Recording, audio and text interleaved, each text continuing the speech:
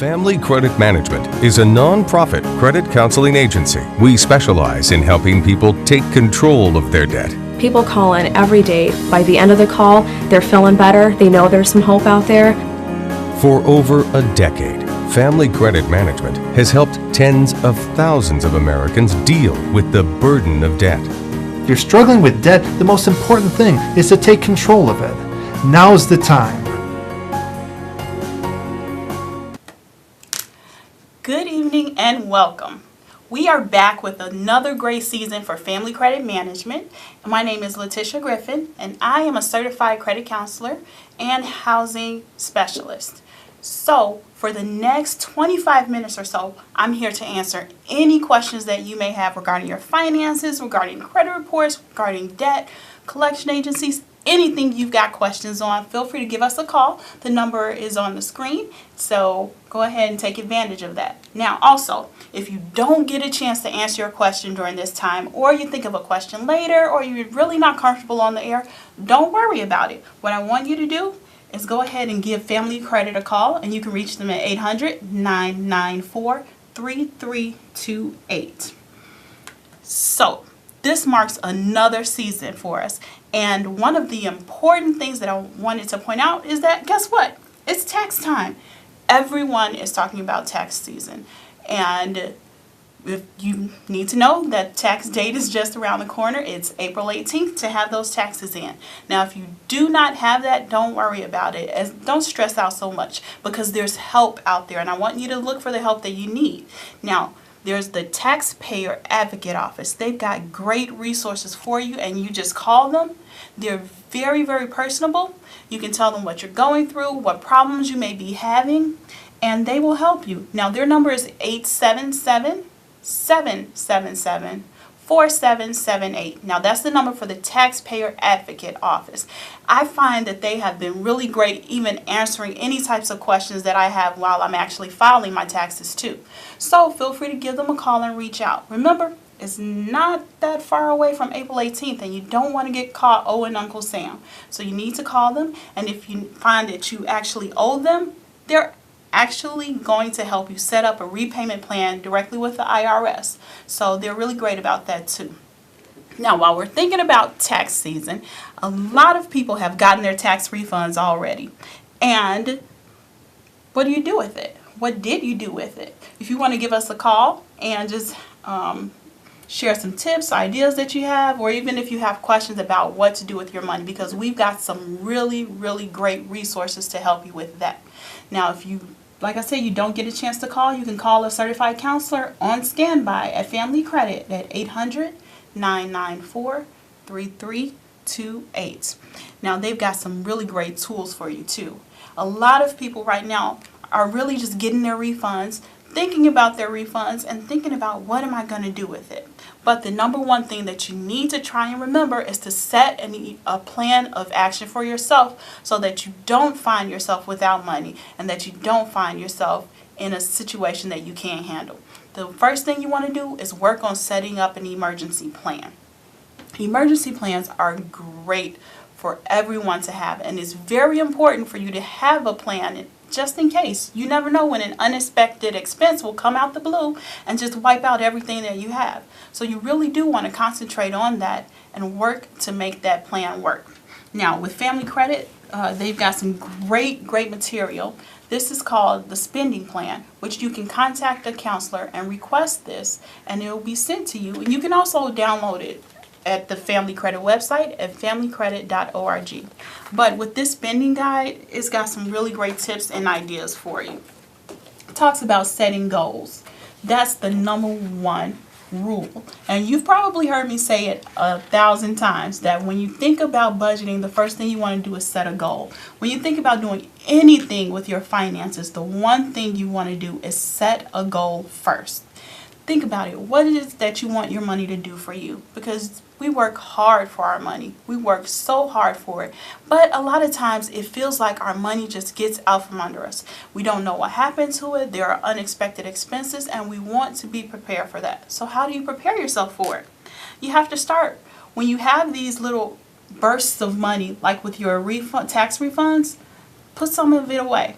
You can also start trying to invest it. That's a great tool, and now investing is made so easy for anyone to do. So what I want you to do is think about that. When you think about, take a look at your refund and see how much of it do you plan on spending, how much do you plan on saving.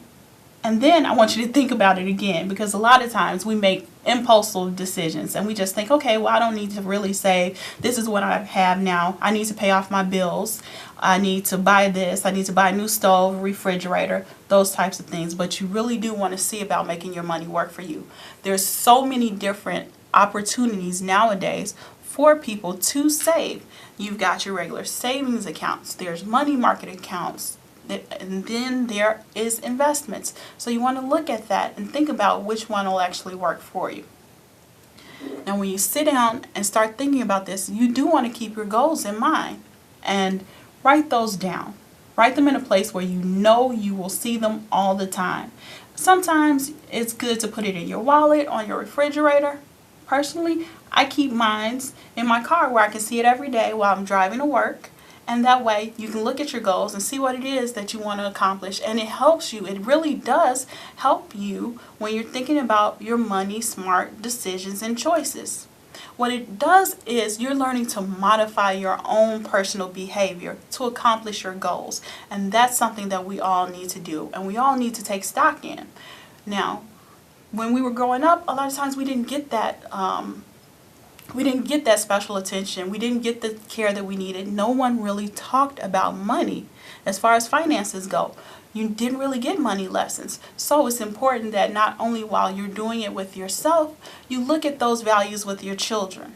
And when you think about those things, think about the decisions that you and your children are making. Think about those and involve them on some of the choices that you make. It's always good to get them involved early.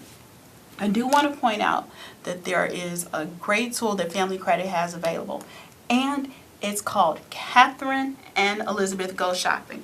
Now this is just a fun interactive story that you can read to your children and actually get them involved in thinking about their choices. Because a lot of times we don't think about those things, and we don't even think about how they involve our children. Our children are watching us and they have learned behavior from our behavior. So we need to start off with trying to show them a better way. Have them think about their finances early. At young age, they are able to tell you what they want, right? So right then, you can start trying to develop those want versus needs skills, because they're able to tell you when they want candy, when they want to go to the store. So go ahead and point that towards the finances. And this guide from Family Credit, this great book, is available to children, and you can call Family Credit and you can get it free. You can also go online and request a copy. So go ahead and take a look at that, because it's a really great fun story for you to share with your children and to get them thinking about money and finances as well. Also, one of the things that you can try is just also talk to your children about money, how they feel about money, and let them know that money does not grow on trees. A lot of kids have that perception, and they think that anytime they come to you, they can just ask for endless supplies of money and you'll give it to them.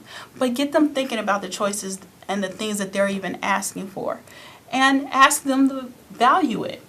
Look at the consequences of if you give them something today, if you reward them today, guess what? There may not be anything tomorrow, and that's called the opportunity cost. You always want to have your children thinking about that as well, so that they know that money really does not grow on trees. So go ahead and try and get them interactive with finances, and sometimes you can even sit down and have them look at your budget or develop a budget of their own. If you give them an allowance of $5 a week, what is it that they're going to actually spend that money on? If you give them allowance based on them actually performing, or if they do all of their chores, those are great ways to have them to start thinking about money and the choices that they make. So go ahead and feel free to request that guide from Family Credit. Like I said, we have a few more minutes here, so if you do not get a chance to call in, you can reach a certified counselor with Family Credit Management at 800-994-3328.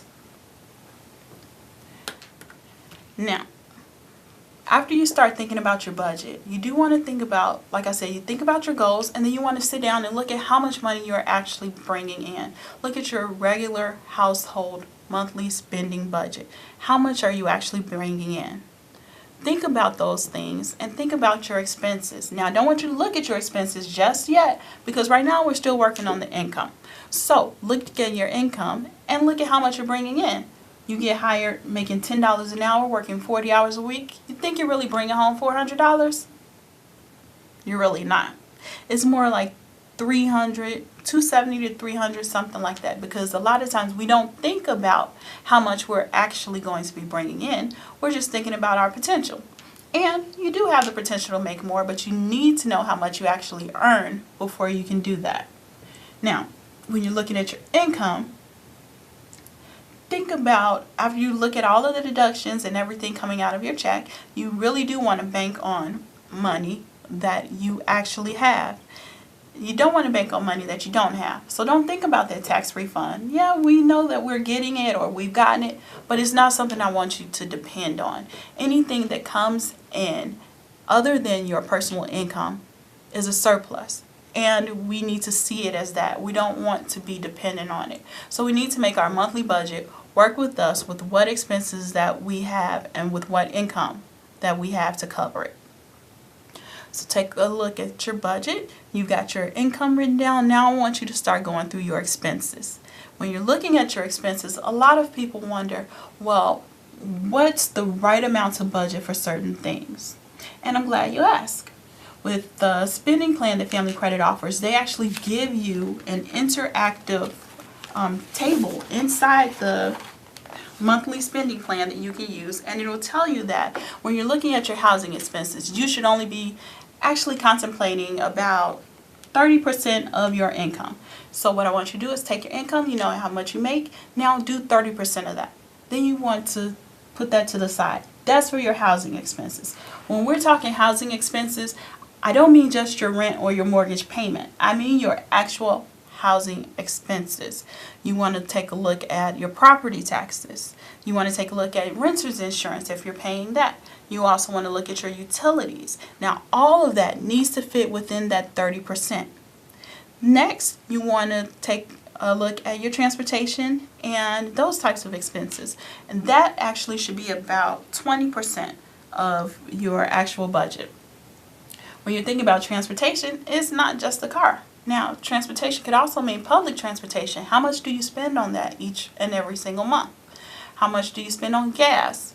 Looking at your tags, registrations, how much is that? How much is your insurance? And you want to factor all of that, including auto repairs, into that as well. Now that you've got those two figures, we're using 50% of our paycheck now. What do we have left? Those other things we want to think about. How much debt do you have? Looking at your credit card payments, looking at your collection agencies, medical bills, how much debt do you have? And can you actually take 20% of your income and put towards that debt and still be able to live? Next, you want to think about, do you spend any family time? Do you go out with your family? And what type of community outreach do you do? Do you contribute? Do you tithe? Do you give to a charity? All of that needs to be within 20%. Now, the most important part of this budgeting, I don't want you to forget yourself. Now, when you think about that, you should, technically, I do want you to pay yourself first. Know what 10% of that is and be able to put that into another account just for you to save for emergencies. Now, when you got all of that together, that's how much income you should have. When you look at those figures, a lot of times they don't add up, do they? A lot of times you may see that you are more heavily weighted on one category than the other. So you want to keep that in mind. And sometimes if you know you're not using your transportation expenses, then you can afford to put some more towards your housing expenses. But this is how you have a balanced budget. And the certified counselors at Family Credit can help you do that. Like I said, you can give them a call at 800-994-3328. Now that you've got your budget together, you know what your budget should look like. You want to see, does it actually look that way? And one of the things you want to think about is your expenses. Now, expenses come from everywhere. They pop up every time when you're least expecting it. You've got things that may pop up every quarter, twice a year. You've got emergencies that you may have. So you do want to look at these expenses. Think about your emergencies.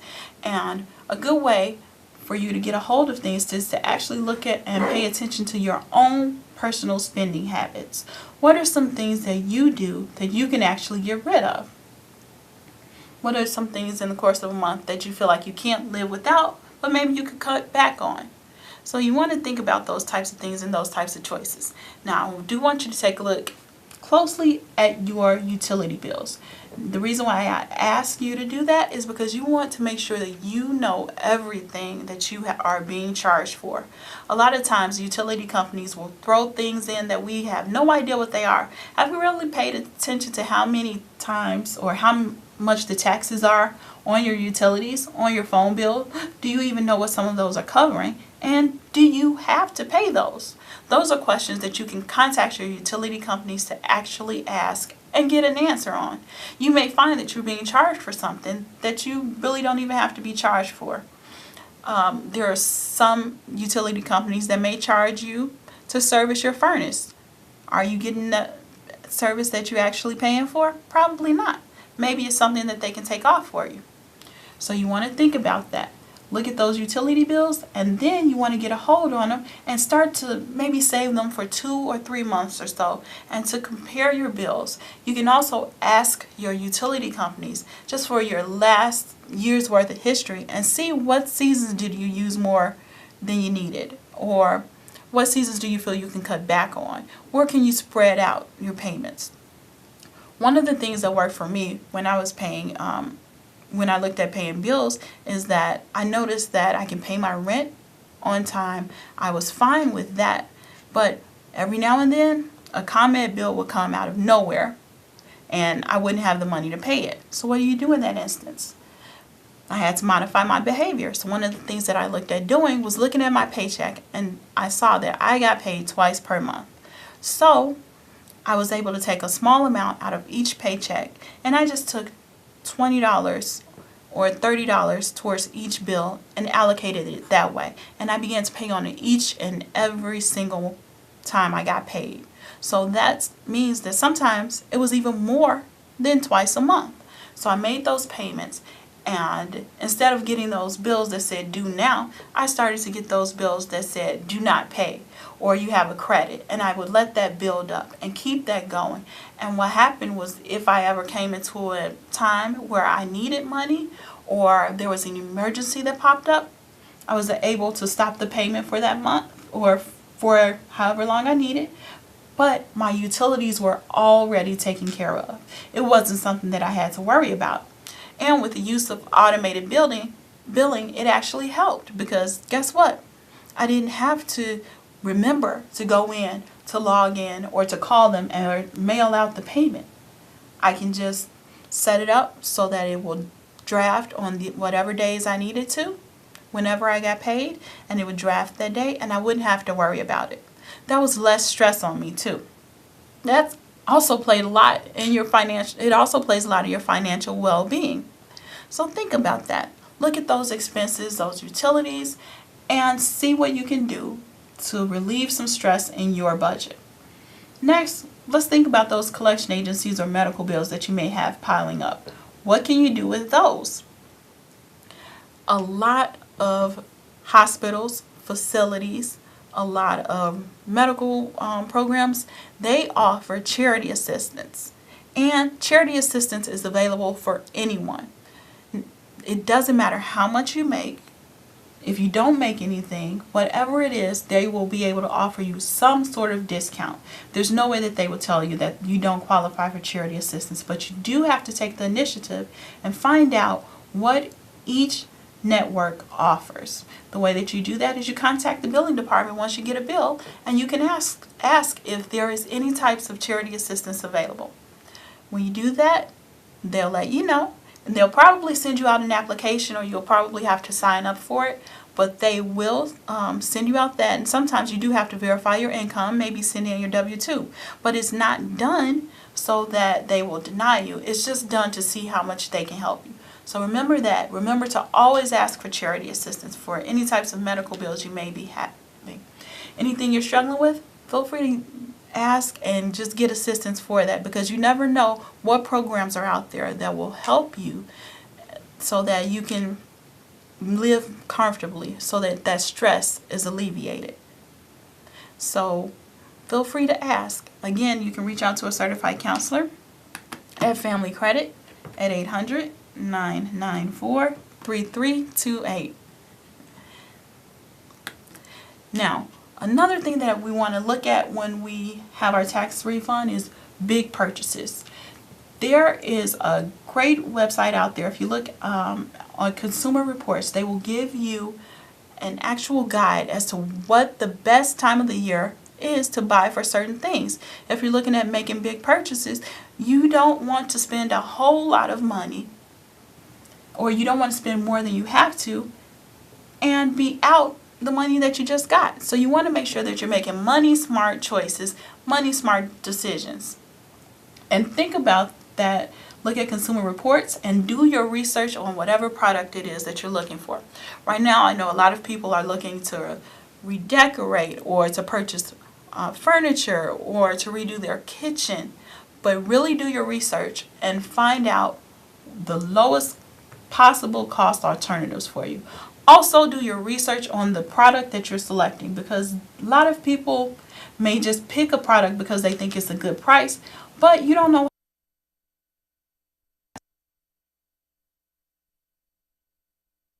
You don't know what the warranty is, and those types of things are important, because I've seen a lot of people get messed up by buying big purchases at the wrong time.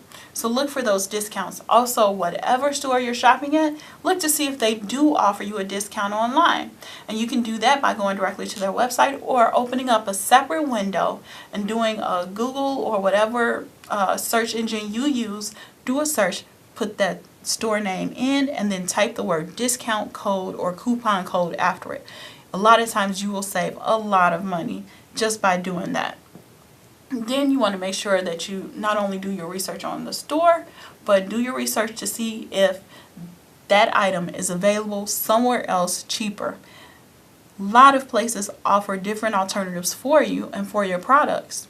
So I want you to look at that. Anytime you're looking at a product, you know what it is, you're in the store, go ahead and take a picture of it. Everyone's using their smartphones nowadays. Take a picture of it, and that way you can compare it with another product. Guess what? Amazon has a way for you to do that directly with their website. If you take a picture of that QR code, or if you take a picture of the barcode on your phone and put it directly into Amazon, they will tell you if they offer the product or if someone else offers it for free. A discounted rate. You want to save money. You want to save as much as you can. So over the next few weeks, we really are going to be addressing that. We're going to be looking at your spending, your finances, credit reports, anything that you may have questions on. And just keep in mind that if you have other questions, feel free to contact a certified counselor at 800-994-3328. Now, we'll be back next week, so you can ask any questions you may have or that you come up with, especially as you get closer to filing your taxes and getting through all of that. So if you have any other questions, feel free to tune back in next week. We will see you then. Have a good night.